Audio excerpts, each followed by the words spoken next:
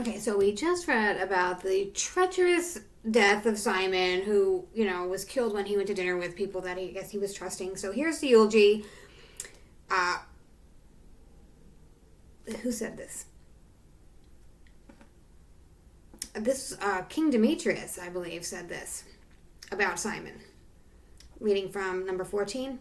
He sought the good of his nation, and they were well pleased with his authority and his magnificence throughout his life.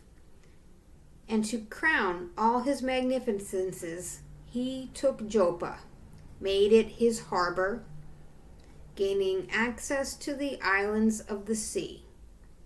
He enlarged the frontiers of his nation, keeping his mastery over the homeland, and resettled a host of the captives.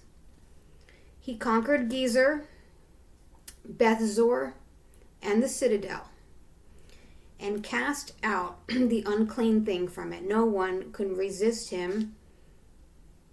Then they farmed their land in peace. The land gave its produce, the trees of the plain their fruit. The elders sat at ease in the street, and all their talk was about their prosperity. The young men wore finery and armor.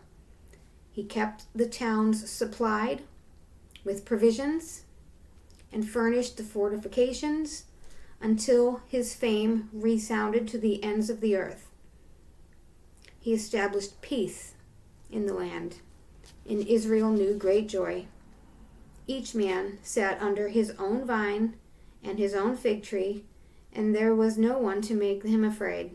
No enemy was left in the land to fight them. And the kings in those days were crushed.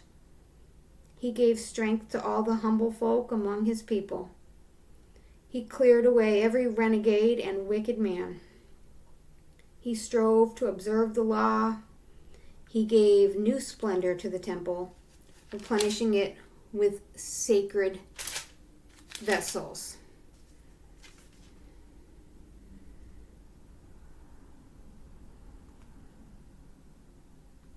When it became known in Rome that later in Sparta that Jonathan was dead, the people were grieving for him. And as soon as they heard that Simon had succeeded him as a high priest and was a master of the country and cities, they wrote him on bronze tablets to renew the treaty of friendship and an alliance that they had made with his brothers Judas and Jonathan. And the document was read out before the assembly, and there's a copy sent by the Spartans. And it said, the rulers in the city of Sparta, to Simon, the high priest, and the elders and the priests and the rest of the people, the Jews, greetings. The ambassadors whom you sent to our people have informed us of your glory and honor, and we were delighted by their visit. We recorded the declaration in the minutes of our public assemblies as follows. Numius, the son of Antioch, and Antipater, son of Jason, the ambassadors of the Jews, came to us to renew their friendship with us, and it was the people's pleasure to receive these personages with honors and to deposit a copy of their statements in the public archives so that the people of Sparta may preserve a record for them. And they also made a copy for Simon the high priest. And then Simon sent Numius to Rome as the bearer of a large gold shield which weighed 1,000 minas, to confirm the alliance with them. And when these events were reported to the people, they said, what mark of appreciation shall we give to Simon and his sons? And he stood firm, and he and his brothers and his father's house fought off the enemies of Israel and secured its freedom. And they recorded the inscription on the bronze tablets and set it up on pillars in Mount Zion. This is a copy of the text. On the 18th day of Elu in the year 172, which is the third year of Simon, the great high priest, in Azramel, in the grand assembly of the priests and people and the leaders of the nation and the elders of the country, we were notified as followed.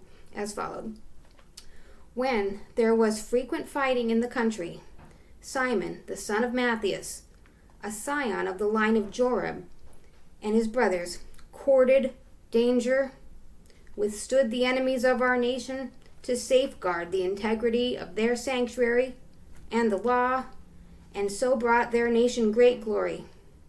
Jonathan rallied his nation and became the high priest and was gathered to his people. Their enemies planned to invade the country in order to devastate their territory and lay hands on the sanctuary. Simon then arose to fight for his nation. He spent much of his own wealth on arming the nation's fighting men, providing pay. He fortified the cities of Judah and Bethser on the frontier of Judea, where the enemy's arsenal had been formerly been, and stationed garrisons of Jewish soldiers there. He fortified Joppa on the coast, and Gezer on the borders of Azotus, a place formerly inhabited by the enemy. He founded a Jewish settlement there, providing everything they needed to set them on their feet. When people saw Simon's faith and glory, and he had resolved to win for his nation, they made him their leader and high priest because of all the achievements of his and the justice and the faithfulness that he had maintained towards his own nation, and because he sought every means to enhance the honor of his people. In this day and under his guidance they succeeded in rooting out the pagans from their country, including the ones in the city of David, in Jerusalem, who had converted the citadel for their own use, from which they would sally out to defile the surroundings of the sanctuary and violate its sacred character. He settled Jewish soldiers in it and fortified it as a protection for the country and the city. He heightened the walls of Jerusalem, and in consequences of this, King Demetrius confirmed him in the high priestly office and made him one of his friends, advanced him to high honors. And he had heard that the Romans had named Jewish friends, allies, and brothers, and that they had given Simon ambassadors an honorable reception. And further, the Jews and the priests had agreed that Simon should be their perpetual leader, the high priest, until a trustworthy other prophet should arise. And he should also to be their commissioner and to be responsible for the sanctuary and for the appointment of officials to supervise the fabric, to administer the country, to control the arsenal and the fortresses. He was to take charge of the sanctuary, and everyone had to obey him. All official documents in the country were to be drawn up in his name. He was to assume the purple and wear gold ornaments. No member of the public or priesthood was allowed to be set aside any one of these articles or contest his decisions or convene meeting anywhere in the country without his leave, or assume the purple or wear gold brooch. Anyone contriving or rejecting any of these articles was to be liable at law.